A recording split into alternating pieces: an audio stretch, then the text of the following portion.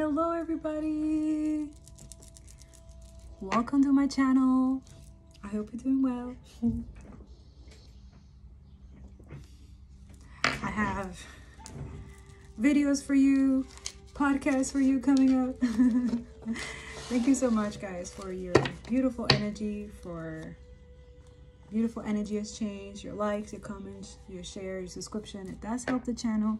It does help the suppression and censorship that is going on around here, especially when we're speaking the truth. We're revealing truthful stuff to you guys that a lot of energies do not want you to know that they do in the background, you know, or trying to pay millions of dollars for you guys not to be stuck in illusion and limbo, okay? So a lot of y'all, you know, that's the energy, okay?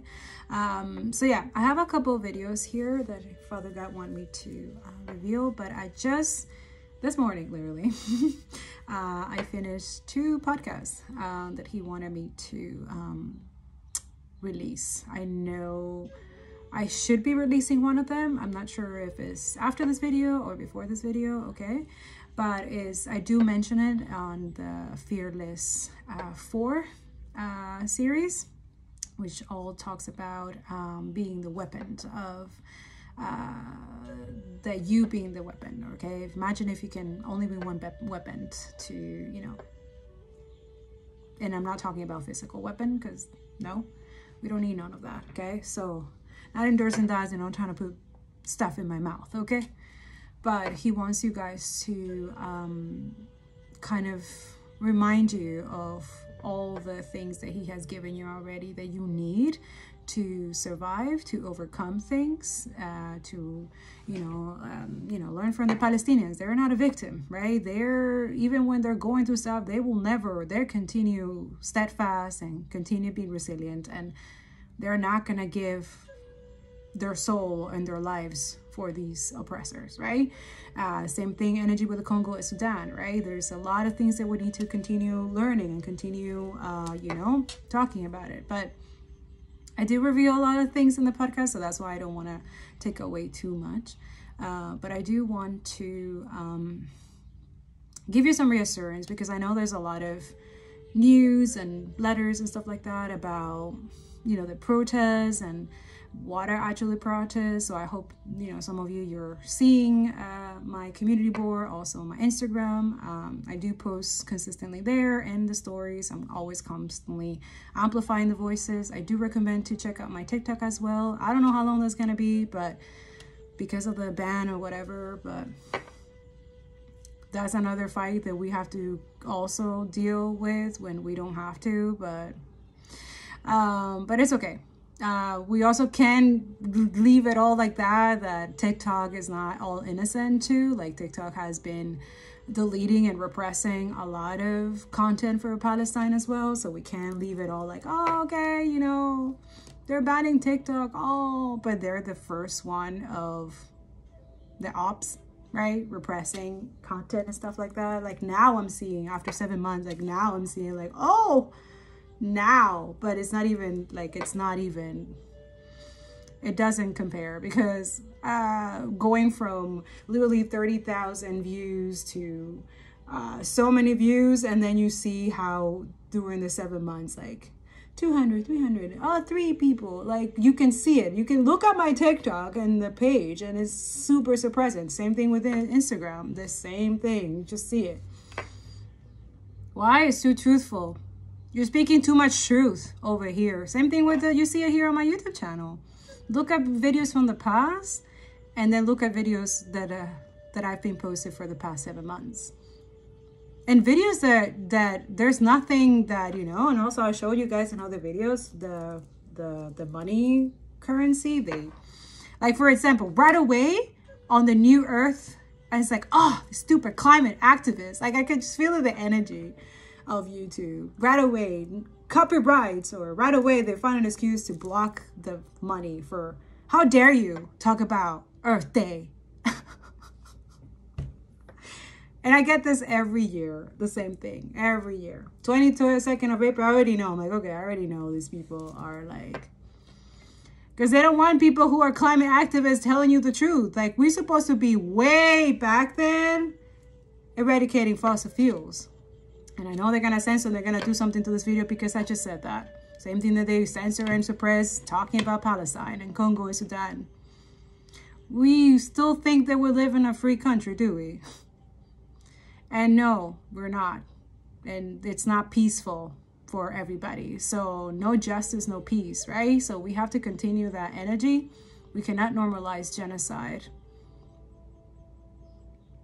We cannot normalize degrading and dehumanizing and demonizing innocent people because they have different beliefs in religion or race, right? Because that is racism, right? Which is why I tell you guys that being an anti-Zionist is actually a good way to pay karmic debt. Okay? Because Zionists right now, they have the worst karma. I'm telling you right now. I revealed that in the 2 podcasts. He's being, since this morning, revealing that very clear. We see that. You go against these students that he's actually protecting. He guided them to do this. You're going to be fucked up. Just saying. Especially those who are praying for those students.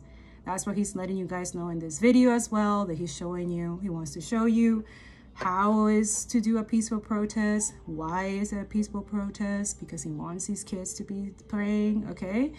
To immediately cease fire, free Palestine, free Congo, free Sudan, land back, reconciliation, recompensation as well, right? Yeah, and hold these people in power accountable. Pray for the ICC to finally put in jail Netanyahu, right?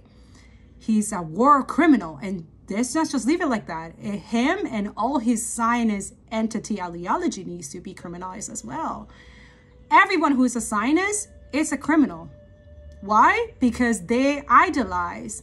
And it's not, I know a lot of people, oh, but Zionist not that. It's rightly for Israel to have a state, for Jewish to have a state. Is that what you tell yourself? Is that what you tell your conscience? When Israeli, IOF, ethnic cleanse and literally bulldoze, rape and kill innocent women, men and people and children, mostly children? Is that what you tell yourself? Good luck with that. I know that a lot of people feel some type of way by me speaking the truth. If you have an issue with that, you need to go. You need to stop watching me. You need to stop listening to my content if you feel some type of way. I'm telling you, I'm actually doing you a favor. Because God sees everything. God knows my heart, and God knows your heart too. That's why I'm giving you the chance, because my archangels, my ancestors, my God, the same God as yours, but he is accordingly, he's very just and merciful. But if you any type of way attack any of his children, especially truth tellers, the real light workers and chosen people, you're going to see your maker. And it's not how you think it's going to be. Do you understand? I'm telling you, y'all, anti-Zionists, anti-capitalist, just like Jesus was, that's the Christ consciousness. That's the opposite of the new fake-ass new age, which is also colonized, by the way, that's built by the empire, absolutely, to distract you all from not seeing what they're actually doing with your money, your tax money. Yeah, that's what we call the new earth, because it's outside of the status quo, the one that you're comfortable that it's okay to do genocides and ethnic cleanse and colonize people and steal land and steal things for people so that you can live comfortable. Because it doesn't affect you well, it's not my problem. Let me tell you, it is going to be. God is going to make sure of that. He already is. A lot of y'all, you are so comfortable in your silence and complicity that you think it's okay what they're doing, but it is affecting you somehow, somewhere in your finances, isn't it? Has your phone bill, internet, and any of that has increased lately? Your food? The way that you access food? Has any extra sickness has been extra lately? Any legal papers, any legality, injustices has been happening to you, your family, or anybody lately? That's just the beginning. And have you not be able to get out of those things and you see, why is this happening to me? Maybe you should question What is it that you're doing for other people that God is not okay with you not doing anything right now? When you have the capabilities, or you have the capabilities, a lot of privilege here. You have plenty of privilege to use your voice, your platforms, your businesses, your organizations, your institutions, your workplace. But you don't, right? Good luck with that. So for those who don't believe that this were protests, boycotting,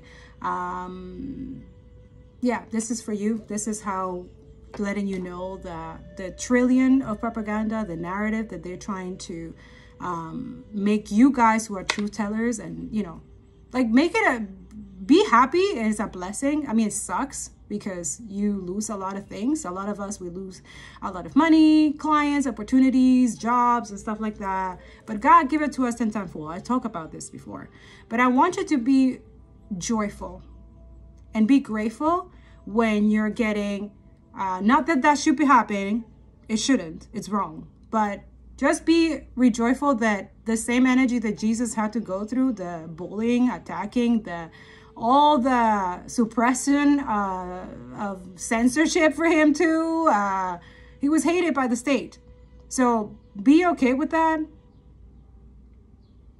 Yeah, it sucks, but this is why you hold on to God, because it doesn't matter if people hate you. God loves you. Who cares what other people think? Do you understand? And then question yourself, why do they hate you? When you have a good heart, when you are a good person, when you don't go and kill and murder people, right? There's a difference. If people hate you because you are a murderer, you pathological liar, and you are criminal, and you try to hide and gaslight people by when you get caught of your lies, right? Of course they're gonna hate you because you're evil as fuck. And either way, don't hate nobody. Don't be in the same energy as them. That's what I'm trying to say too. Don't have hate in your heart. I talk about that in podcast here, list 5. Don't have a filter. God asked God to give you a filter to filter any hate, rage, anger, jealousy, and all that negative spirit, dark energy, that it does not affect your heart. That it can go on the outside, you can deal with it, but it does not go infiltrate your heart or your soul. Pray for that every single day, and not just for yourself, for others as well. Because when the enemy can affect you, can hurt you, can delay you, it will do it to someone else, someone close to you. Okay? So be aware of that. All right? But I'm here to also clarify, this video is going to clarify for you that everything that we're doing is for a purpose. So continue being obedient to God, and then free Palestine.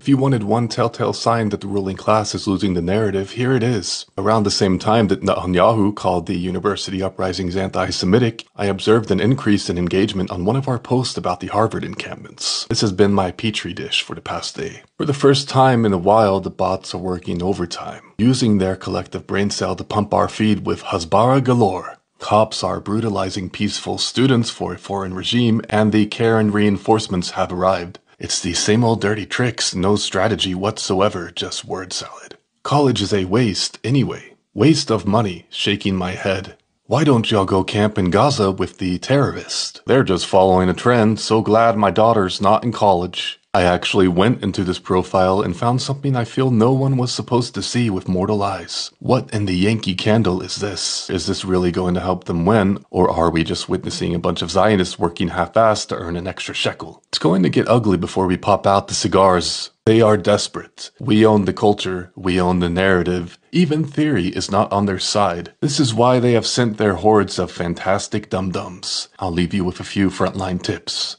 Milk for pepper spray, lasers for drones and camera equipment, and your lawyer's phone number written on the rim of your underwear. All solidarity to the comrades. Keep throwing it down.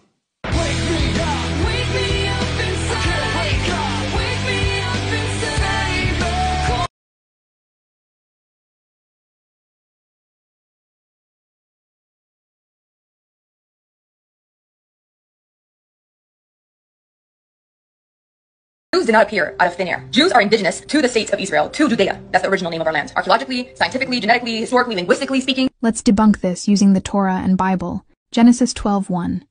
God tells Abraham to leave his native land, modern-day Iraq, and go to the Promised Land, modern-day occupied Palestine. Genesis 12:4-12:6. Abraham goes to the Promised Land, land of Canaan, and it's mentioned the Canaanites were there, inhabiting the land. Canaanites are the oldest known inhabitants of this land. Even the Torah recognizes this. The Canaanites were not Jewish or followers of any Abrahamic faith. Jewish control was over 2,000 years ago, and only lasted about 400 years. Palestinians still practice various art forms of their Canaanite ancestors, the oldest known inhabitants of the land. These Canaanite star artifacts are from thousands of years ago. The same 8-point Canaanite star is seen in traditional Palestinian dresses, which are only worn by Palestinians. Palestinian embroidery, also known as tatreez, is an ancient embroidery technique that dates back to the Canaanite era. These are ancient Canaanite headdresses shown on ancient artifacts. These are Palestinian women with a headdress similar to their Canaanite ancestors. This is how the ancient Egyptians depicted Canaanites, tatreez-like pattern on their clothes. The origins of the traditional Palestinian dance can be traced back to ancient Canaanite fertility rituals related to agriculture. I'm 25 years old. I've lived my whole life in Gaza Strip and I've never felt hope like now. Never. I mean, it's magical feelings running in my veins right now in my head. I'm in Gaza City, in the north of Gaza Strip, rebuilding my city after this genocide is ended. I even started to dream that my friends from Rafah, Haifa, Akka, Al-Majdal are returning to their cities after being displaced for 75 years. These young heroes in universities around America and the world are stronger than the last occupation in history. And for the first time in our lives as Palestinians, we hear a voice louder than their voices and the sound of their bombs, and even stronger than their control in all aspects of our lives. In the 70s, the occupation prime minister said after decades of killing Palestinians, stealing their lands, and establishing State of Israel over the lands, that the adults will die and children will definitely forget. Wait, is that the greatest remontada in history? Because it's children and youth who are leading the movement now for a free Palestine, putting everything they have on the line to demand justice, an end of the genocide, and a new era of the world, not based on oppression, exploitation, or colonialism. Do you know what the best part is? Demonstrations and calls for boycott in the academic institutions are not limited to a certain people from certain religion, culture, color, race, or maybe economic level. We are all different. So we can no longer be accused of anti-Semitism, serving some agendas from outside. We are just different people calling for the same thing. People to people, and people to justice. 200 days of spent escaping death every single minute were not in vain. And those 40,000 innocent souls were killed during these days were not also in vain. And this is the first time to feel this and to tell you this. Keep going, because you're our only hope. And we promise we will hold our ground and tell you the truth always. And please, don't let their violence scare you. In Arabic we say, ظهرهم في الحيط. In English that means they don't have other options but trying to terrify and silence you, because you are demolishing decades of brainwashing. You are making the change, the real change. Their violence means that we've begun to affect them deeply. Believe me, we are in the bottom of this bottle and we're very, very close to the end of the genocide, maybe closer than any time before. Thank you. Thanks for each one of you, because you've made us, me and my people, feel that we're free, we're heard, and we're going back to our homes and land. I've spent the whole night thinking about every video I see. You're shouting for Palestine, you are protesting for Palestine, you are dancing, singing for Palestine. I feel it here in my head. I'm going back and I'm free, and one day we will celebrate it in real, in Gaza, together. Keep going, and we will too. Salam. You're learning so many important things, and I'm so proud of you. That's my favorite. One of my favorite videos of Hussan.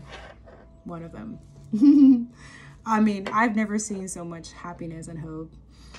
Like, I love that. I love that we're able to give them that. And also, I start crying too, because even the children on their tents, they will write like, thank you, University of Columbia, and stuff like that. Like, that's so beautiful, you know?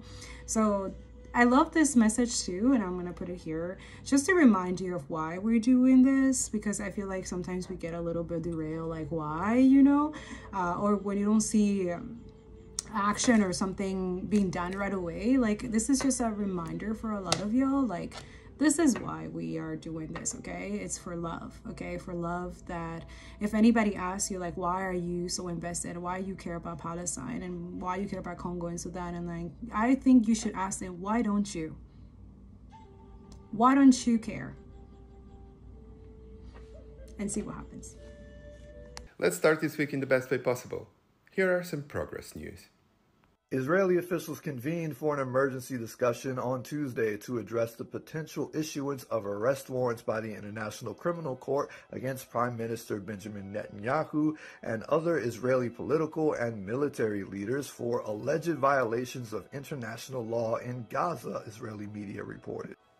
German civil servants are demanding an immediate end to arms supplies to Israel. According to the organizers of the 5-page statement, around 600 civil servants have voiced support for the initiative, which has slowly been gathering traction for months through professional networks and word of mouth across a range of ministries, showing us that the official position of the government is not without detractors. Israeli artist 𝓀𝆃GOOD, Budair, as well as other artists and curators of the Israeli National Pavilion at the Venice Biennale, have announced their decision not to open until a ceasefire and hostage release agreement has been reached in the conflict in Gaza. On the preview day of the largest and most prominent global gathering in the art world. This, after 23,000 artists and other creatives came together and called for the deplatforming of Israel's pavilion. One of the headlines in Haaretz, Israel's oldest publication, says that it's a total defeat for Israel. They said, let's say what can't be said. It's a total defeat for Israel. Haaretz goes on to say, quote, that the war genocide's aim won't be achieved, the hostages won't be returned through military pressure, security won't be restored, and Israel's international ostracism won't end, end quote. The No Thanks app, launched in the UK, has been successful in helping shoppers avoid buying products which indirectly fund Israel. The non-aligned movement, representing 120 UN member states, released a statement strongly condemning Israel's attack against Iran's diplomatic premises in Damascus. The statement emphasizes the acts of violence against diplomatic and consular missions and representatives, regardless of motive or perpetrator, can never be justified. Turkey bans the export of aluminum, steel, cement, building materials, bricks, granite, chemicals, engine oil, and jet fuel to the Israeli regime in response to the flagrant acts of violence carried out by the state and to the treat of losing the votes of pro-Palestine voters. In other words, your vote matters. Don't forget to leverage it. Island Sovereign Investment Fund has decided to divest from 6 Israeli firms. They will sell shareholdings equaling to 2.95 million euros and $3.20 million from 5 Israeli banks and 1 leading Israeli supermarket chain. Pal Action and Youth Demand painted the buildings of the Ministry of Defence at Whitehall red in protest against the sales of arms to Israel as well as those from Israel. According to the latest YouGov poll, 57% of Biden voters believe that Israel is committing a genocide in Gaza. Only 15% said no. Despite mass arrests and suspensions, the students at Columbia University have resumed their peaceful protest in defence of Palestinian lives, stating that their commitment to the cause has been strengthened. Their fellow Columbia students left classes in droves in a show of solidarity, and the community at large has also made itself felt.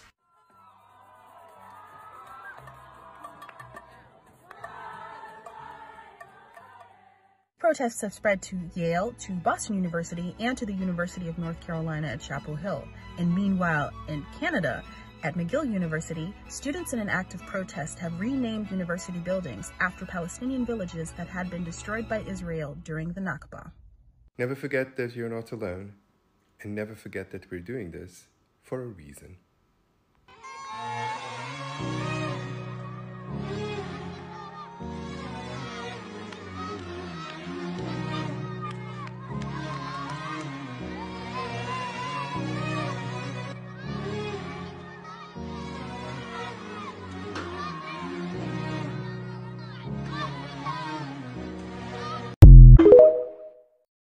They keep finding mass graves in Gaza. Like multiple mass graves at hospitals. People with their hands zip-tied behind their back, men, women, and children. People in scrubs, doctors, nurses. Hundreds of people, mass executions. Barbaric proportions. Mass graves. The Western media has not touched it. They have not touched it. The protesters at the universities, these amazing kids, keep centering Gaza and the mass graves. They're doing incredible things. They're finding mass graves in Gaza every day. Anybody who can't stand against that, they'll never recover from this. Okay, I just have to say this, and we should really all be saying this. We have seen a huge upsurge in police brutality and violence towards student protesters in support of Palestine over the last week. And who is surprised, because we have cop cities everywhere. But I think something else that happened today that we need to be talking about was first police use of tasers that I am aware of in the context of this series of protests against a black student at Emory in Atlanta. And of course, this use of force against a student who was already restrained and being held down by 3 officers was against a black student in Atlanta. Struggles for racial justice, for identity-based justice, are absolutely overlapping, compounding, multiplicative. And that is why we need white students at these protests. We need white students putting their bodies between officers and students of color, because the people who are most likely to be brutalized and punished in the context of this round of protest movements are going to be students of color. There are levels to this racialized violence. The fact that we code Palestinian people as brown, even though so many Palestinians identify and present as white. The fact that student protesters of color are the most likely to bear the brunt of the violence by police who are trying to repress these student movements. We have seen this over and over and over again in context of mass mobilization, and we have to know what to do with our bodies when we witness this kind of state repression. Along those lines, follow UNL SJP on Instagram if you're in Nebraska, because they are posting opportunities to go put your bodies into protest spaces and also to protect student protesters of color.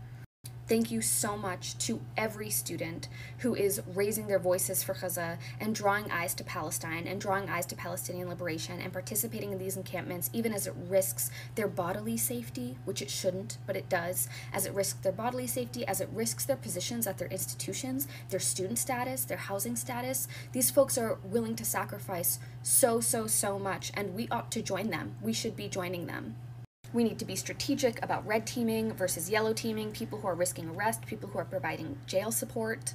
Again, folks at UNL, follow Lincoln for Palestine, keep an eye out for on-the-ground grassroots mobilization opportunities, and protect the students of color who have had to be in these fights for their bodily autonomy and other people who are racialized like them over and over and over and over again in this fight against white supremacy. Justice for any student harmed even the tiniest bit, and particularly for these students at Emory today. To all of the students protesting for Palestine in their universities, if you are injured by the police or security, I am more than willing to review your medical cases as a medical expert, as a physician, and provide expert testimony as a part of your legal case, free of charge. So if there are any lawyers representing these students, feel free to reach out to me. If you need a certain subspecialist, I can likely find one who would do it free of charge as well. This is the least us professionals can do for these students who have displayed such immense bravery in the face of pressure from university admin, from politicians, yet they stood their ground and stood for what is right. So we as professionals need to band together and ensure every single one of these students are successful in their careers. And this is exactly what we will do. Students, keep going strong. لكن لنا في ظن لا يخيبنا حاشاه أن ترجع الأيدي بلا نعم كم جاد من فضله قبل السؤال وكم أعطى وأغنى بمحض الجود والكرم الله يعلم ما نشكو من الآدم وما نعانيه من. I'm here at the Scientists Against Genocide encampment at MIT, and we're here to say that we stand not only with Palestine, not only with Haiti, not only with Puerto Rico and other places facing colonial and neo-colonial violence in the Americas and globally, but I'm here to make sure that we are making the connection between Haiti and Palestine and all other places that are facing this colonial and imperialist violence. We're here at this encampment protesting MIT's IOF ties and hearing from students who are here to talk about the connection between Haiti and Palestine. Really, all liberation movements are connected. The Haitian Revolution was one of the first and one of the most historically important movements and revolutions for freedom. The power of that revolution is the reason that imperial powers have not let Haiti rest for all of these years, and it's the reason that Haiti is in the place that it is today. In Haiti, the U.S. military, the U.S. Department of Defense, and Southcom are trying to organize an armed intervention using blackface imperialism, using countries of the Caribbean and in Africa to do their bidding and to subvert the sovereignty of the Haitian people.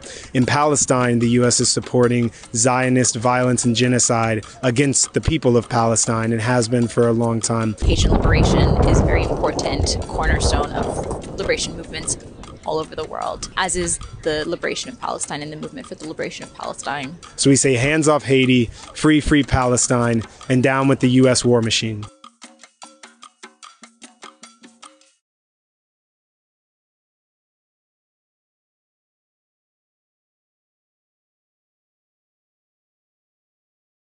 What was JFK really trying to tell us all about Israel? Which, before I go any further, let me just say this is for educational purposes only. Now, before I go any further, okay, this is the most important part of this article that anybody needs to read. Kennedy tried to stop the Israeli nuclear weapons program. This issue was kept so secret that crucial documents and letters have only been released in recent years. And as we should all know, Kennedy was a strong advocate for stopping nuclear proliferation, especially after the 1962 Cuban Missile Crisis. He realized how easy it would be to intentionally or accidentally trigger a catastrophic nuclear war, something that Israel has recently been threatening Iran with. It really makes you wonder why the US is supplying Israel with billions of more dollars. Well, as you can see here, Kennedy's policies challenge and oppose the military and political ambitions of Zionist Israel. At the time, Israel had only existed for 13 years, okay?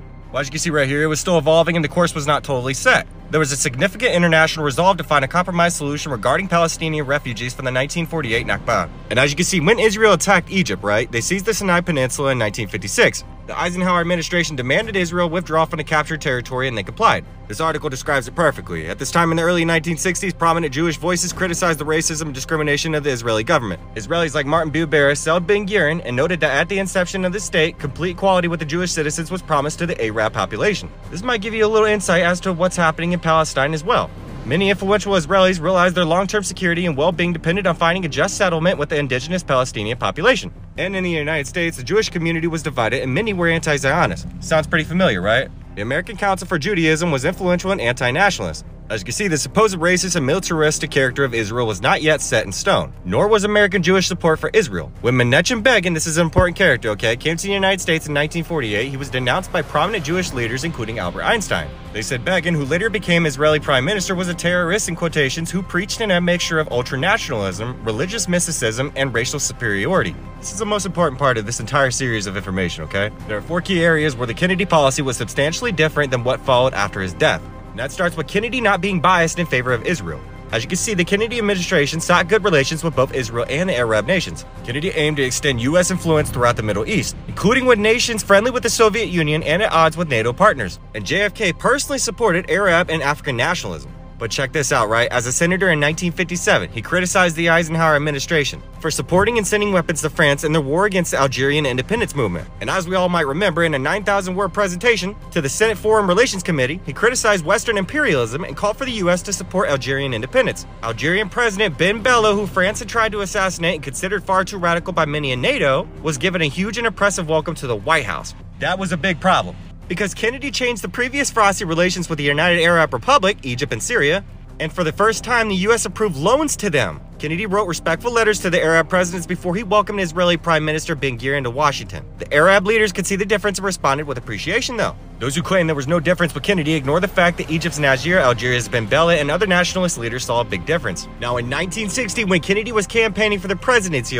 with an individual by his side by the name of Pazar, he spoke at the Zionists of America convention. But wait, we'll come back to this. Pazar returned to Washington in 1960 to become a member of John Kennedy's Economic and Foreign Policy Task Force. But he was also an advisor to the State Department, the Senate, and House committees. But get this right, Pazar was the longtime lawyer and confidant of Robert Maxwell himself, aka Ghislaine Maxwell's father. Yes, the same exact one that was associated with Jeffrey Epstein. But get this, Pazar was possibly the last person supposedly to speak to Maxwell before he apparently fell to his death from his luxury yacht. And can you guess who Pazar's stepson is? I'm sure that's not ironic, right? Blinken was previously National Security Advisor to Joe Biden when he was Vice President to Barack Obama from 2009 to 2013. But get this, at the convention, JFK made remarks about Israel but also expressed the need for friendship with all of the people in the Middle East, including Palestinians, saying that the U.S. should act promptly and decisively against any nation in the Middle East which attacks its neighbor, and that the Middle East needs water, not war, tractors, not tanks, and bread, not bombs. Kennedy frankly told the Zionists it cannot believe that Israel has any real desire to remain indefinitely a garrison state surrounded by fear and hate. And by maintaining objectivity and neutrality on the Israeli-Arab conflict, Kennedy wanted to steer the Zionists away from the racist, militaristic, and ultra-nationalistic impulses which have led to where we are today. Kennedy wanted the Zionist lobby to follow the rules, people. This is where it gets serious, okay? The second difference in Kennedy's policies regarding Zionist lobbying on behalf of Israel, something that they might still have yet to do.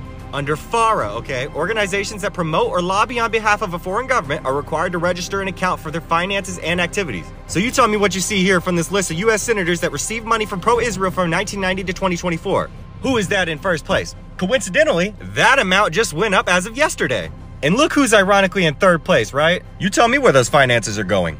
Because it doesn't just go one way, right? Oh, no, sir, it doesn't. As you can see, Mitch McConnell himself is on this list. He's a Republican, as we all know. Charles Schumer, Democrat. John McCain, Republican. Ted Cruz, Republican. Carl Levin. I mean, this list goes on, people. Including to your House representatives and senators themselves. So you tell me who's really in control. And you tell me from reading this part of this article why they really want to ban TikTok. In 1939, Kennedy himself spent 2 weeks in Palestine. In a lengthy letter to his father, he described the situation and difficulties. He wrote, "The sympathy of the people on the spot seems to be with the Arabs. This is not only because the Jews have had at least some of their leaders an unfortunately arrogant, uncompromising attitude, but they feel that after all, the country has been Arabic for the last few hundred years, and that it was hardly Britain's to give."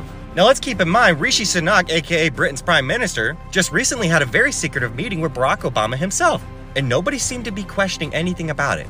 On November 21st, 1963, the day before Kennedy's assassination, people. As you can see, the New York Times had two different stories which exemplified the discord between Washington and Tel Aviv, with a report from the United Nations being titled, "Israel Dissents as UN Group Backs U.S. on Arab Refugees." It begins a United States resolution calling for continued efforts to resolve the predicament of the Palestinian Arab refugees was approved tonight 83-1. With Israel themselves casting the single negative vote, people. With the second New York story being titled, "The U.S. Stand Angers Israel." As you can see here, I'm pretty sure it's obvious what JFK was trying to tell us, and you don't need me to read it off for you. A year before Kennedy died, intelligence indicated that Israel might be trying to build a nuclear weapon at Dimona in 1962. And Kennedy was determined to find out if this was true, and if so, to stop it. And this caused an intense diplomatic confrontation between JFK and Israeli Prime Minister David Ben-Gurion, with the proof of this recently being revealed in the exchange of letters between Kennedy and Prime Minister Ben-Gurion himself. But I mean, come on people, this is Mike Gallagher, a Republican representative. The person who sponsored the original TikTok ban bill that didn't get passed through the Senate. The same exact one that was forced to be included in the foreign aid package bill for Ukraine and Israel themselves. With that right there being his top contributor. You tell me that's not ironic. And then after you're done, tell me who's really in control.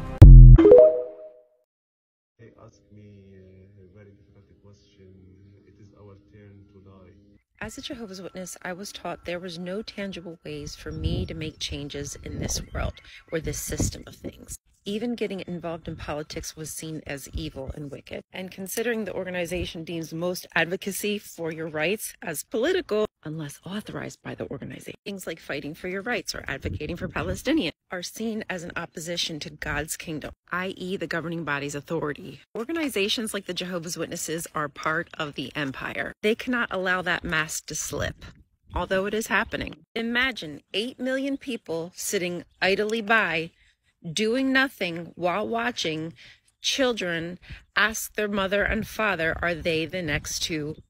And I say all this to tell you, as a former member, I know for certain they were wrong. And in that father's profile, there is information that can change their life. Doing a Gaza Solidarity Encampment College Tour. Today I'm in Boston. Right now I'm at MIT. One of my favorite things about this encampment, aside from the incredible people here doing the brilliant work of pushing for divestment and their other demands, each of the tents are named after a city in Palestine. So over here we've got Gaza City, Al-Quds, Khan Yunis, Rafah, Ramallah. And I think this might be my absolute favorite thing, the Rahaf and Juwan Memorial Library. I've been to like 4 colleges so far, and I gotta say what I've seen to be consistent across all of them is the beautiful sense of community and solidarity shared amongst a diverse group of people every single time, united around the goals and demands of ending genocide, liberation for Palestine, all of these demands which benefit humanity as a whole. Don't forget to support your students as they're working hard to end genocide with the power that they have on their campuses. More liberated zones, baby, everywhere you go. It's important for you to remember that you will be smeared, that you will be maligned, that you will be dragged by the hair, you will be beaten sometimes, you might even be arrested, you might be banned, you might lose your ability to continue your degree, you might be maligned by even family members, by people you hold dear. But you have to remember that throughout history, those who have stood on the right side of history have not been met with applause, have not been met with the red carpets, have not been met with warmth. In fact, they have been persecuted and prosecuted, and they've been shunned and isolated. And this is exactly what's happening. I know that the very institutions that repress you today are going to celebrate you in the years to come. And if that's any consolation, you need to remind yourself of this. It's also very important to remember that this moment that you have created, that is so unprecedented, is not just about solidarity with Palestine, but it's about you and about your communities and about the marginalized among you. Because those soldiers and police officers that brutalize you here have probably been trained by Israeli police officers in Tel Aviv. Because the same weapons manufacturers that kill us over there do it here as well, and do it to people all over the global south. Our struggles are so deeply interconnected. So it's very important to move beyond the symbolism of just solidarity and engage in this very critically in order to achieve a student movement that is absolutely remarkable, not just with regards to Palestine, but with regards to race and sexuality and all of the other things I'm forgetting because I didn't write anything.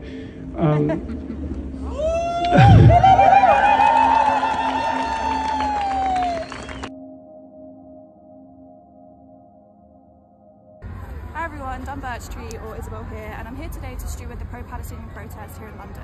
And I kind of just wanted to make a quick video to restate why hundreds of thousands of us are here today in London demanding an end to the Israeli occupation of Palestinians.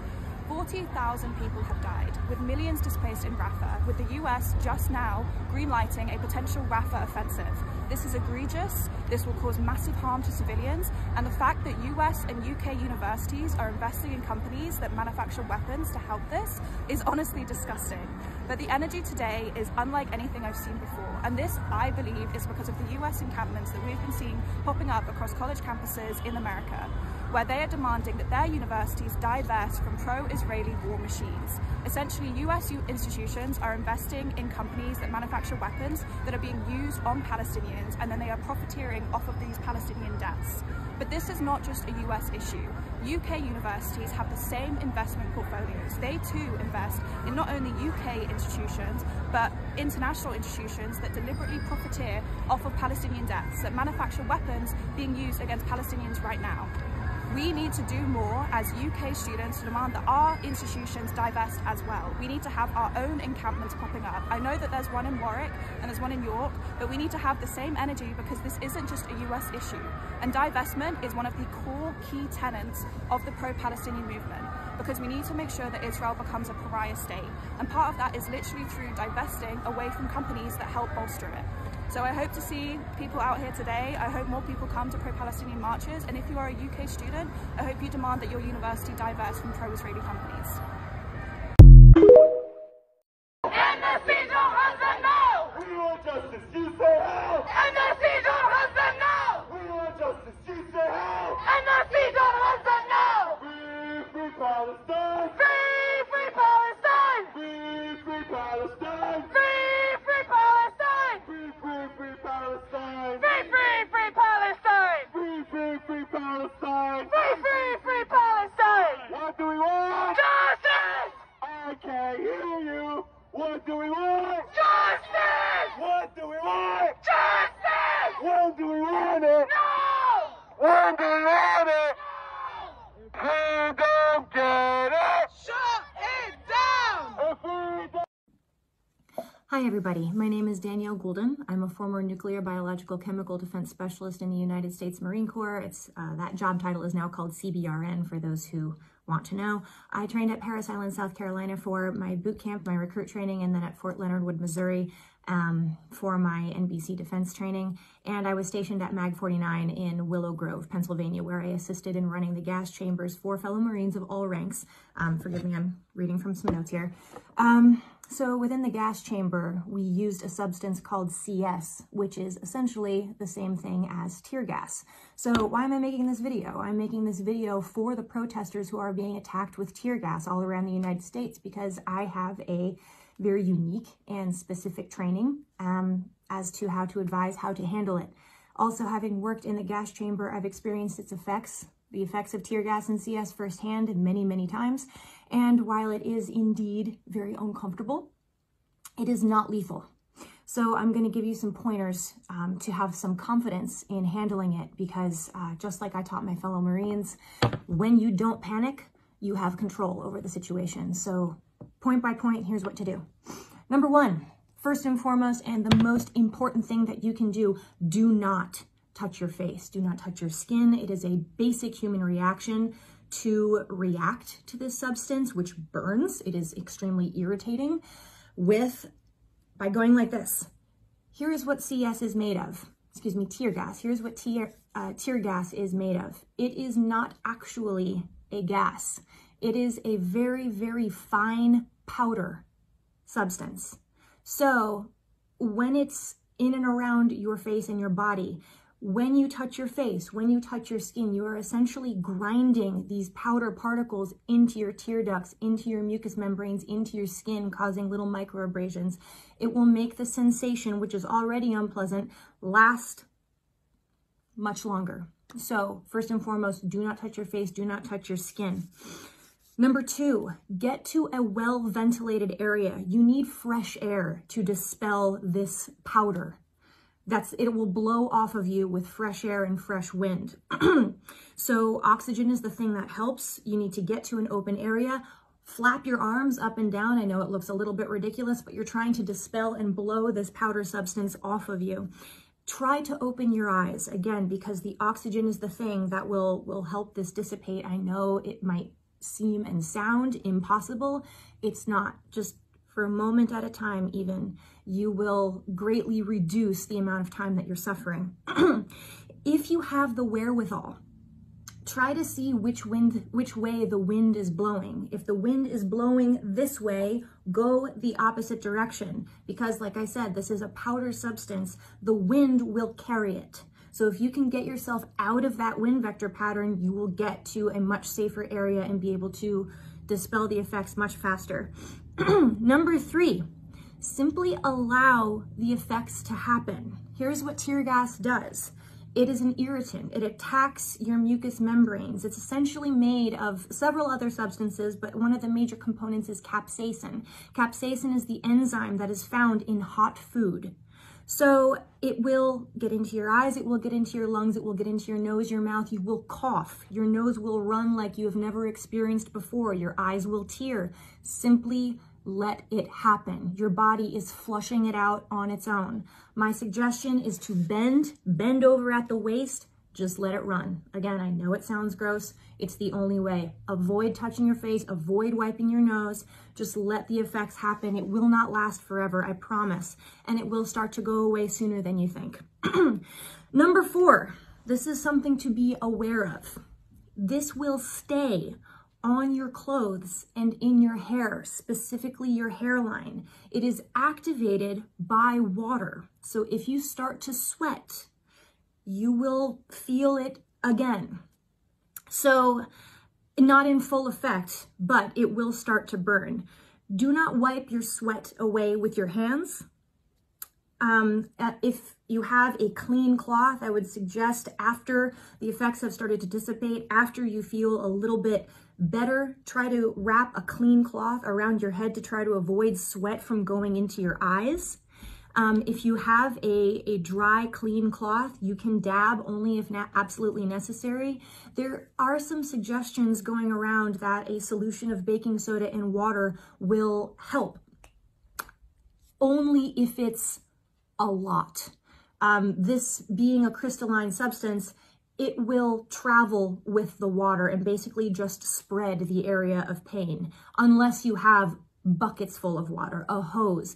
Then after you let the substance dry from the air, then you can wash it off very, very carefully with lots and lots and lots of water. Be careful when you're showering. This is going to be on the outside of your clothes. It's going to stick to your clothes. So if you go into the bathroom and try to take your shirt off and you brush your face, again, you're getting that stuff all over your face. It's going to happen all over again. Try to keep your collar away from your face when you're pulling your shirt up over your head. Keep in mind, again, it's going to be in your hair. It's going to be in your hairline. When you get your hair, your head wet, it will run down, and I hate to say this, but those with male body parts, you will experience the worst pain of your life if that contaminated water reaches your private parts. So my best suggestion is to bend over at the waist again, rinse your head completely off, rinse your eyebrows, of course, wash your hands completely and thoroughly to make sure that it's not on your hands.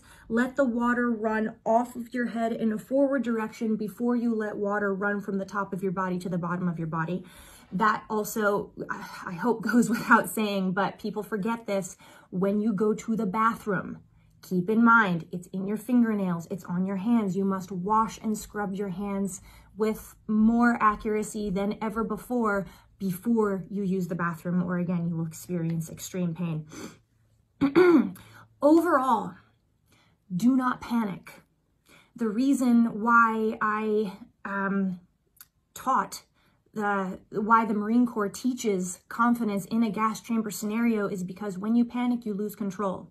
I'm teaching you and I'm telling you this right now because when you have the wherewithal of exactly what to do and you have that calm about you, you will get out of the situation in a much more effective way.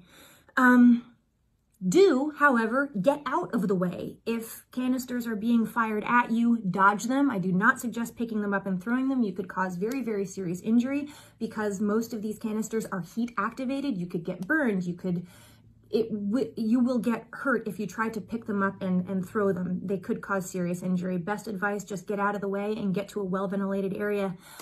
Oh, I really hope this helps. Look, Black Lives Matter. Justice for George Floyd. That's why I'm making this video, to help. I hope that it gives you some confidence. I hope that it teaches you better how to handle that situation and know that you don't have to be a victim. You can take care of yourself in this situation. God bless. Thank you. You want to know why it's extra symbolic that students across the United States are mobilizing in support of Gaza? It's because one of the core deflection points of Zionist propaganda is to say that any critic of Israel simply isn't educated enough on the topic to have a stance. But who's going to be more educated than students of Ivy League universities? Who's going to be more educated than a valedictorian who minored in a study of resistance to genocide? They can't call her uneducated, so what do? They cancel her speech. The next tier down of Zionist propaganda tactics is to then call you anti-Semitic. If they can't say you're uneducated, then you must be anti-Semitic. But then we have organizations like Jewish Voices for Peace who are also mobilizing. And when they can't call you uneducated and they can't call you anti-Semitic, what do? They call them self-hating Jews. It's why mainstream media is scrambling for a way to spin this, why they will look at a crowd of thousands of peaceful protesters and pick out one person acting stupid to paint the entire movement. What they're doing essentially is attempting to not throw the baby out with the bathwater. They still want to uphold the institutions which have historically churned out the future minds of business, politics, and media, but they also want to undermine the student body currently mobilizing for Gaza without undermining the sanctity of the education they received, which has allowed them to be informed on this in the first place. Good luck with that. I'm actually scared. Like, I don't think people understand with this Palestine stuff. Like, us sitting back and watching in comfortability is like, we're gonna have to answer to somebody for that. And if it's not literally in this life, it's gonna be the next one. Like, if you guys think that them doing this is going to stop there, it's going to come to our door eventually because we're showing them we don't care. As long as we have our little iPhones and our little TikToks and our little Stanley cups, we will let people die in mass numbers that they can create genocide anywhere as long as it's not affecting us. And eventually it will, because we as the American people are showing that we're the biggest pussies ever. We don't ever stand up.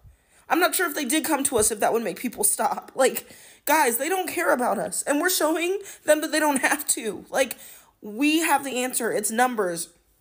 I'm going to throw up. It's numbers. Like, we should all be terrified because we're showing them that we do not care about ourselves. We don't care about humanity. We don't care about others. This was always the end game, to see how much they could literally rot our brains and get us comfortable so that we're too exhausted to fight oppression. Guys, we stood up for Black Lives Matter. The whole world was protesting. I saw people in the UK. I saw protests in Ireland. Why is the world watching this happen? Like, how many reposts? How many keep scrolling because I can't watch it are we going to do? Like, there's no other option for us other than protesting. Like, we have to get organized. We have to start saying stuff in numbers because our comfortability with this is sickening and it's going to come back to us. It is going to come back to us. They just passed a huge package to continue to do what they're doing. We're going to watch a whole erasure of people, and that is on us because we sat back and we reposted and we scrolled and we donated $20. And, you know, we all said we were not going to file taxes, but how many of y'all are waiting on your refunds right now? The performance activism is doing nothing but killing these people. Like, we need to do something. We need to start having protests every fucking weekend. I don't want to hear the protests aren't going to work. Numbers matter, okay? Black Lives Matter.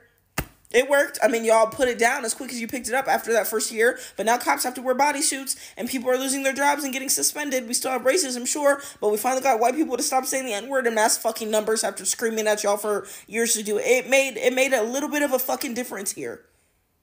There are children dying. Have no food, no water. Like, what are we? I don't understand. And, like, the biggest influencers right now that are staying silent and then arguing, have the audacity to argue that they shouldn't have to speak up about political things. Y'all have a fucking millions on your platforms. I would kill for that platform right now so a million people could see the video I'm making right now. Y'all could be making a difference. Our millionaires and billionaires that you're worshiping, what are they doing? Beyonce, what is she doing? Y'all care about her new fucking song so bad. The Super Bowl so fucking bad. The fact that we even spent $13K to go to Super Bowls and buy tickets is shameful. We should have protested and boycotted the Super Bowl. Nobody should have been going to the Super Bowl. That would have made a difference. Nobody bought tickets to the Super Bowl and nobody streamed it and watched the Super Bowl. All those companies would have lost so many on ads. Imagine. We could be making a mass difference. Even if you don't want to go out and protest, we could have boycotted the Super Bowl. That would have been huge. I'm like sick to my stomach because we're not doing anything anymore. Watermelon filters are not cutting it, guys. We have the answer. You see it in every fucking Disney movie. The Lorax, everything. Rise up. There's fucking power in numbers. One person says fuck this, and everybody says fuck this. And then guess what? The person is always like, oh my god, wait. Fucking Lion King, when they all turned against fucking Scar. Fucking the Lorax, when they all turned against the O'Hare guy. Fucking Bugs Life movie. Wake the fuck up. We are the ones doing this. There's nobody coming to save them. There's nobody coming to save us. Because again, this is gonna come back to us. We look like cowards, and we look like, literally, like they can do whatever they want to us, and they will, and they fucking will. Alright, so because of that, what she said, this is where the video came from. This is what the whole conversation me and God had this weekend. It was the fact that I watched the, what's it called, the Blood Moon, Blue Moon or Blood Moon or whatever, part 2, the Scar Giver or something like that, and it's all about resistance. So I talk about that in the podcast too, that it's just interesting. And then we were talking about that, and I was being obedient, posting, he was showing me people that he wanted to be on my stories and on to post on my platform, and then just randomly this video pop up, and I would just start laughing because I was like, God is funny. Don't forget that. He has a very good sense of humor. And also he will do it when he's talking to you to validate you, because he knows that there's a little doubt that come in. You're like, no, I didn't hear that. Like, he knows. This is why he's always constantly nurturing your faith and courage, because he knows there's going to be little doubts, little, you know, discouragement, especially when, you know, it's hard to deprogram, it's hard to decolonize. Okay, so what she was saying, that, you know, just like it happens in the movies, like all these movies, and it's like documentaries for us, like the enemy has been kind of like mocking us, like it's a sick joke, like sadistic, twisted joke, revealing to us what can you do. You know, you all go for the resistance when you're watching movies and all that stuff, but it's like when it's real life, you're against the resistance. You need to question that. Anyways, this video is just, when it shows up, it just showed me how much God is like, if you're in the right side of history and on his side, you can never go wrong. And this is another indication of why. You watched the Hunger Games and you sided with the resistance. You watched Star Wars and you sided with the resistance. You watched The Matrix and you understood and sided with the resistance. You watched the movie Divergent and you sided with the resistance. You watched V for Vendetta and you cheered on the resistance. When it's fiction, you understand and you side with the resistance. Yet when it's happening to you in real life, right now, in the news, in the world, right now, you refuse to see it when it's the reality that you are living in. You're afraid to resist in real life. Phew, blows my mind. Anytime this man gets on TV to address Americans, has to let you know that he is shaking in his boots. And if you're wondering what would be happening that would make him nervous, it has everything to do with protests that are happening on college campuses all across this country. And happening right now are Harvard students officially joining in. If you don't know why this is such a big deal, let me play this little clip of a video I just watched. I'm at UC Berkeley's Gaza Solidarity Encampment, and in this very spot almost 40 years ago, UC Berkeley students led a massive protest that helped lead to the end of apartheid in South Africa. Thousands of Berkeley students, faculty, and staff led a massive sit-in in this very plaza. More than 150 people were arrested over several weeks. The protests worked. In July 1986, the university voted to divest over $3 billion from companies doing business with South Africa. It was the largest university divestment in the U.S. and sent a big message to the international community. Nelson Mandela even acknowledged the students' protest when he was in the Bay Area a few years later, saying they gave him the strength to continue the struggle. We salute the state of California for having such a powerful, principled stance on divestment. He's obviously very well aware of this, and like I said, he's getting nervous, so he does what any politician in his shoes would do. Get on TV and lie. What's happening on America's college campuses is horrific. Anti-Semitic mobs have taken over leading universities. They call for the annihilation of Israel. They attack Jewish students. They attack Jewish faculty. This is reminiscent of what happened in German universities in the 1930s. That's interesting. Let me play this clip real quick. Students pitched dozens of tents on Sproul Plaza. They're hosting teach-ins, sharing meals, and praying together. Jewish students even hosted a Seder for Passover. But carry on with your lies. The response of several university presidents was shameful. Now, fortunately, state, local, federal officials, many of them have responded differently, but there has to be more. More has to be done. Doing more by what? Sending in the National Guard? It has to be done not only because they attack Israel, that's bad enough. Not only because they want to kill Jews wherever they are, that's bad enough. It's also, when you listen to them, it's also because they say not only death to Israel, death to the Jews, but death to America. And this tells us that there's an anti-Semitic surge here that has terrible consequences. I truly don't know how anybody could take this man seriously, but let's roll another clip.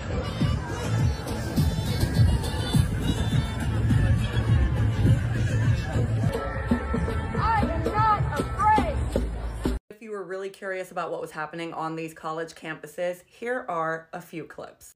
Gaza now sees you, and Gaza seeing what you are doing for Gaza. So thank you so much for all what you do. I watched them get suspended. I said, keep your blood money. I won't come into this campus until all students have the suspensions revoked. Until the president steps down. And until this institution divests from an ethno-state.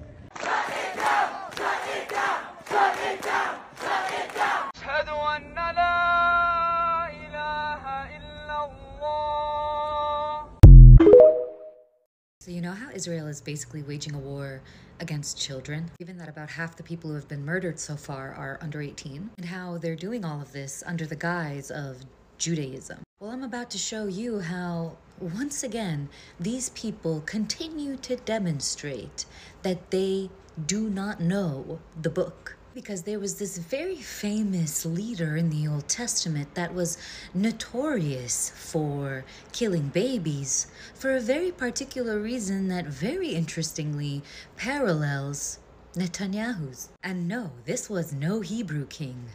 This was Pharaoh. So if you remember, Jacob had 12 sons, and one of them, Joseph, the favorite, who he gave a nice colorful cloak to, eventually ran away to Egypt because of his brother's jealousy. This all happens towards the end of Genesis, and then we get to Exodus, where Jacob and the rest of his sons go to Egypt. And within the first few lines of the first chapter of Exodus, the whole generation of Joseph and his brothers passes, but the Israelites are still fruitful and prolific. They multiplied and grew exceedingly strong, so that the land was filled with them. And then Exodus 1:8 says that now a new king arose over Egypt, who did not know Joseph. And they say who did not know Joseph because Joseph in the Old Kingdom was very important to the king. He was a vizier, I believe. He was also a dream reader, and Potiphar's wife was in love with him and he rejected her, and it was a whole thing. Side note, I believe that in the Quran, Joseph was so beautiful that the maids of Pharaoh, when they saw him walk into the room, cut their hands with the knives they were using or something because they couldn't look away from him. So anyway, a new king is in Egypt and he's looking out over his kingdom, and then he realizes there are a lot of Israelites. So he goes out to make an announcement to his people, and he's like, "People of Egypt, we are surrounded by Israelites. There are too many of them and they're becoming too powerful. In order to keep them from increasing and joining our enemies and more, we must treat them like shit." And so begins the oppression of the Israelites by Pharaoh and the Egyptian people. But the more that they were oppressed, the Bible says, the more they multiplied and spread, so that the Egyptians came to dread the Israelites. But they kept oppressing, and the Israelites kept multiplying, and eventually Pharaoh was like, okay, I need to end this. Okay, midwives, I'm gonna need you to step up. Anytime you see a boy born to a Hebrew woman, finish him. And at first it was a whole thing because the midwives couldn't bring themselves to do it, and then Pharaoh found out that they weren't doing it, so he was all like, oh my God, how could you? And the midwives were all like, it's not our fault. The Hebrew women are kind of crazy and they've been having the babies before we even get there. So Pharaoh was like, all right, let me open this up. To all Egyptians, every baby boy you see born to the Hebrews, I want you to chuck in the Nile. And so began the infamous slaughter of all the Hebrew babies until our man, Moses, whose mother, if you think about it, technically didn't really disobey Pharaoh's orders, because she did chuck him in the Nile. She just chucked him in there in a little basket. But what's really interesting is that even though the Zionist leaders want to associate themselves with the ancient Hebrews, it's Pharaoh who had a demographic problem, just like they do. It's Pharaoh who's stripping the rights of these people who just keep multiplying. And it's Pharaoh who's trying to cut their opportunity as a people off at the knees by essentially slaughtering their children. See, because the Zionists know what they're doing. Just like Pharaoh, they're not just taking care of the problem they have now, they're taking care of tomorrow's problem. At the same time, they got Palestinian hostages cooped up in their prisons because they know that the next hero, the next freedom fighter, the Palestinian Moses, he's probably behind bars. Remind me again how long Nelson Mandela was in prison before they freed South Africa? So it's also understandable why Netanyahu wouldn't want to do this hostage deal. I'm pretty hype about a Palestinian Moses, but what do you think?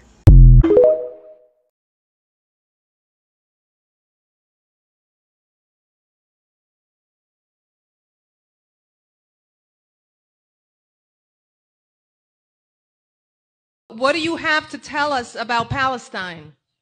This is their time. And that when radical moments come around, we must grasp it with both hands. And when we see the carnage, the mega death that's been visited on the occupied territories of Palestine, it's time for us to raise our voices and to speak truth to power, but really speak out against this massive punishment against the people for daring to fight for their freedom, to fight for their land. You know, when I think about Palestinians, I think about the indigenous people of the United States. This is a call from Pennsylvania State Correctional Institution, Mahanoy. This call is subject to recording and monitoring. I think about so-called Native Americans because it really is the same dynamic, because Israel and the United States are settler colonial states. And they came to take the land from the people, right? In both situations. And they're trying to do that in Palestine the same way they did it over hundreds of years in the United States.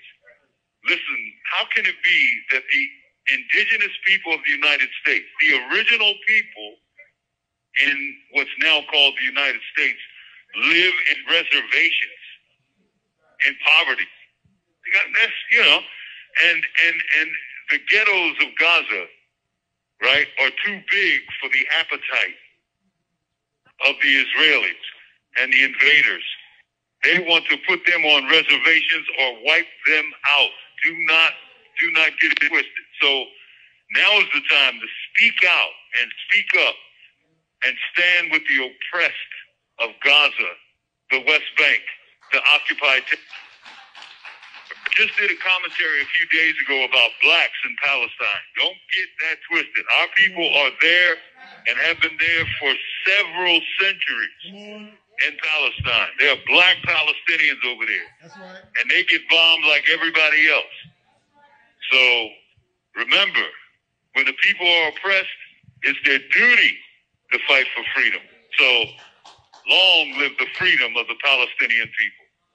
Being a Zionist must be so great because you don't have to prove anything. I mean, the students protesting in universities across the US have to prove that they're peaceful, that this is an anti-war protest, that this is a pro-peace protest, that they are not anti-Semitic. In fact, they are dedicating speeches and speeches to say that the movement is not anti-Semitic. But if you're a Zionist, you don't have to do any of that. You don't have to prove that you're not a racist. You don't have to prove that you're not anti-Palestinian, because it doesn't matter that you are in fact a racist, an anti-Palestinian, and Islamophobe. That's the privilege that comes with being a Zionist. Also, I feel like I've had to say this for so many years now, but the burden to prove that we are not anti-Semitic does not fall on us. That burden freaking falls on Israel, on Israelis, and on Zionists, because it's them who connected Zionism.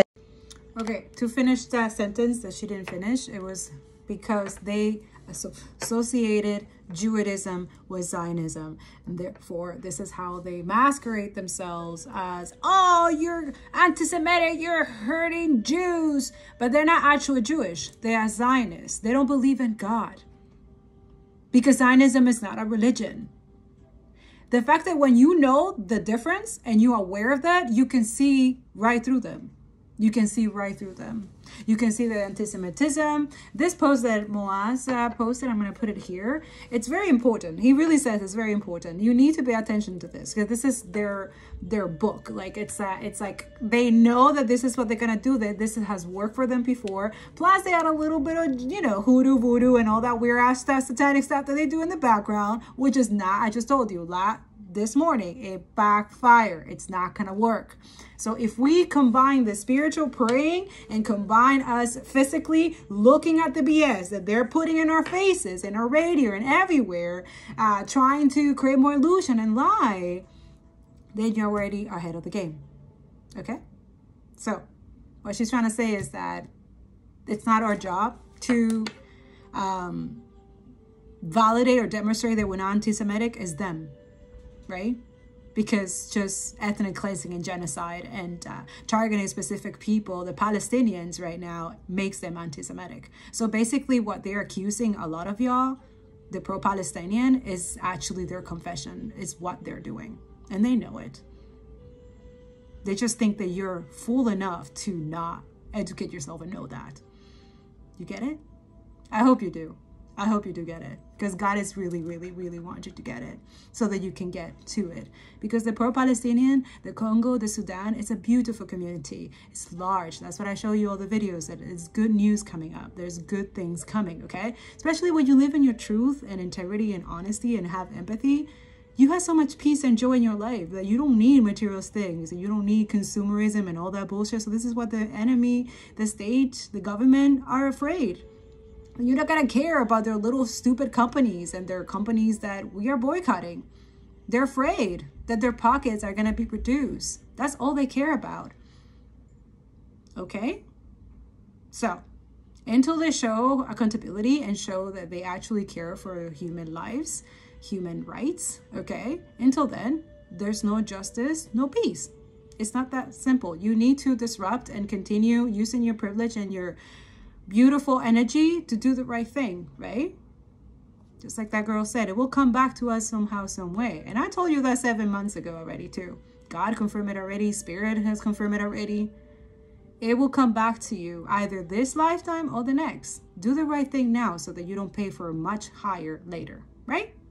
So we're not here. It's not anti-Semitism to ask for equal rights, to change system from capitalism to be an anti-capitalist and more empathetic systems, to the right for human rights, right? To hold accountable war criminals, those who have violated international laws, right?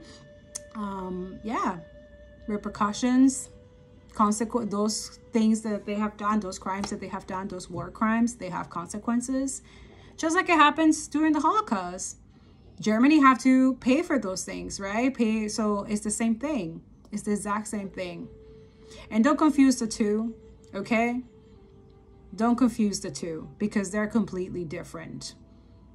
It's just a different Holocaust during this time. And one of them is masquerading themselves as Jewish because Jewish people went through a Holocaust. But they're just being used by Christian Zionists who have this weird ass belief. I'm going to show you this video because he makes it, their ideology, just really funny. And I think a lot of y'all will understand what I mean because this is the truth. This is what Christian Zionists believe. And this is what Zionist, Jewish, but they're not Jewish. The Jewish people tell me all the time, any Jewish that support genocide, they're not Jewish. They're Zionist. And that's about it, which is not a religion. It's an ideology and very toxic and honestly fucking fucked up. And we should put that out there, put a petition that being a Zionist is a crime. I'm just saying you right now, it is a crime. We see it also in the governments. There were supporting, those who were supporting, or still supporting a genocide. There were criminals. And they're letting us know that they're getting paid. We see it in the payments, right? We know that they're getting paid by AIPAC and all this Jewish community. Disguising them as a Jewish community because they're not Jewish. Just saying. And this is not to hate Jews. I actually love the Jewish community. I love that they're the first one. They taught us, they educate us. I told you guys in the other podcasts and other videos 7 months ago that they're the ones who said, no, you should never, don't give them that. Don't give them the right to say that you are anti-Semitic, because this is not, there's a huge difference between Zionism and Judaism. You need to know the difference. That's part of the decolonization, okay, y'all? For real. But this video is going to explain a lot for a lot of delusional Lulus around here.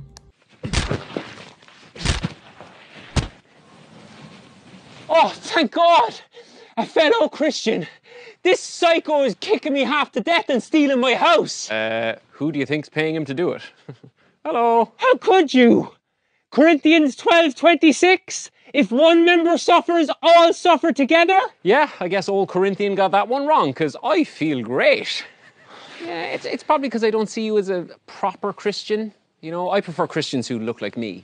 Thanks again for all the support. We literally couldn't do this without you. Hey, I just want you to live long and prosper. Again, so grateful. But not too long, because that second coming's a-coming. What now? You lot taking over all the houses starts the clock on a 7-year Armageddon, after which Jesus returns, we all go to heaven, and you guys are... I'm sorry? Oh, that's what you'll say. But Jesus will be like, repent, ye sinners, wayward unbelievers. Like, that's you there, like, too late, smite, you're all dead. Pretty much all of you are dead, like, just dead. And we're like, whoa, up in heaven having a great time. So that's why you... Anyway, keep up the great work, yeah? TikTok. Because we're so small. We're a tiny country. We're not that important. Can y'all just, like, stop hating us? Like, just, like, for 5 seconds? No, you can't. You know why you can't? Because anti-Semitism is biblical. So that video was in response to Iran sending retaliatory strikes in self-defense after Israeli occupational forces bombed one of their embassies in Damascus, Syria. And it's an interesting video because it really highlights this tactic you see deployed by Zionists very frequently that you also see historically deployed by other fascist or colonial projects. See, Zionists oftentimes shift between two contradictory framings of their project, depending on what is rhetorically useful for them at that time. Either the project itself is a military juggernaut that can fundamentally wipe out any of its enemies without even trying, and that realistically it actually shows a lot of restraint in how it handles its opposition. Or they frame so-called Israel as being a weak, defenseless, small nation that is surrounded and besieged by enemies on all sides. This David surrounded by Arab Goliaths. And it's funny because, you know, you can't have both. You can't have your cake and eat it too. You can't on one hand say that you are essentially invincible, and on the other hand go, I'm such a small bean, I don't know why we're getting picked on. And I realize that Zionist propaganda is oftentimes very contradictory, very hollow, very shallow in its analysis, and ultimately very shit. But it's important that we recognize this tactic for what it is, because the Israeli settler colony is fundamentally an offensive project, right? It is actively colonizing vast swaths of historic Palestine. It is waging a genocide in Gaza. It is terrorizing Palestinians in the West Bank and the occupied 48 territories. It's launching military strikes into southern Lebanon. It is bombing consulate buildings in Syria. But the minute that the Zionist project faces the repercussions of its actions, all of a sudden Zionists are saying things like, oh, why are you picking on us? We're just some small project. Why are we the target? You must just be anti-Semitic. You must hate us so much. We can't possibly stand on our own. We need so much help. Please, somebody help us. It's a bullshit tactic, and we should recognize that, right? Because Zionists are essentially just playing this fucking rhetorical game where when they're doing things they want to do, when they're lashing out offensively, they're doing so because they're supposedly this invincible force, this bastion of Western excellence in a barbaric land, this superior military force. But the minute they have to go on the offensive, all of a sudden, all gloves are off. There's some small bean who we have to pick up and defend. And for me, at least, I don't like that, because I was always raised under the understanding that if you swing first, you need to accept the reality that people will probably swing back. And when you lash out violently against entire groups of people, you shouldn't be surprised when they respond violently. It's just typical schoolyard bully shit, but something worth thinking on, I think. But yeah, as always, free Palestine, Assalamu alaikum, and have a great day. Okay, so this became too long, so there's going to be a part 2. All right, so I'll see you there. I love you. Hope to see you in part 2. Hope it was enlightened. Make sure you like, comment, and share, and subscribe, okay, to help the algorithm boost so other people can find this video, so other people can be enlightened and educated just as you are, because this is it for educational purposes and to enlighten people and to stay woke, okay? So please, please, please make sure you like the video, okay, or watch it all the way to the end. Make sure that you're also helping. In the description below, there's Operation Olive Branch.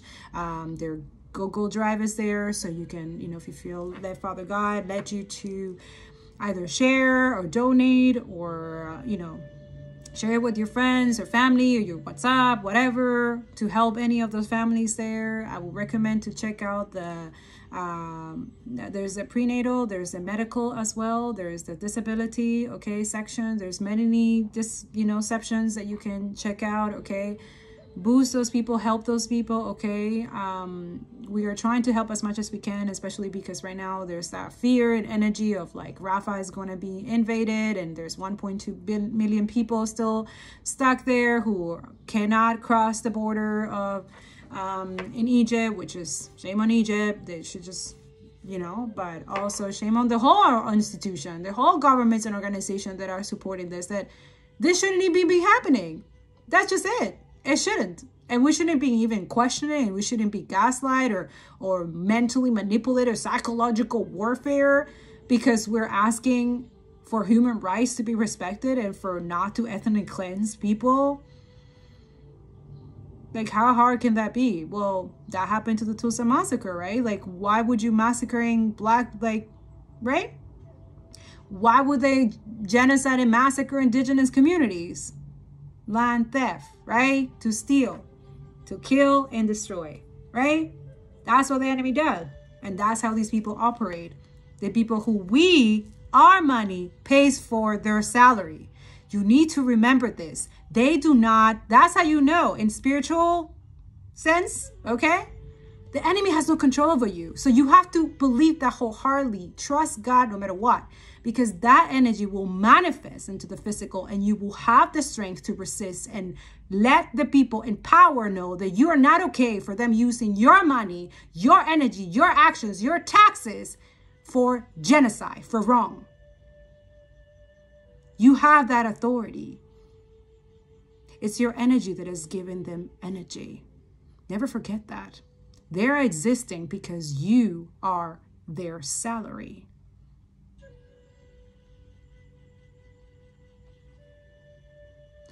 Put them in a situation that they will have to survive just like the Palestinians. They will make it.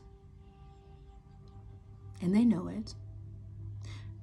But that's not for us to decide. That's not for us to judge, is it? That's God's work. And he's going to make sure of that. He's just letting them watch what they're doing to the Palestinians, because that's exactly what's going to happen to them, either in the spiritual realm or in the next life. But let them have their fun, right? Because we're going to have a great time too. Free Palestine, free Congo, free Sudan, free all the other ones. Liberation, collective liberation for all. The fall for the imperialists, capitalists, freaking empires, that they shall fall, and so it is. Glory be to God. Inshallah, in the name of Jesus. Amen. Yeah. Viva la resistencia. See you in part 2.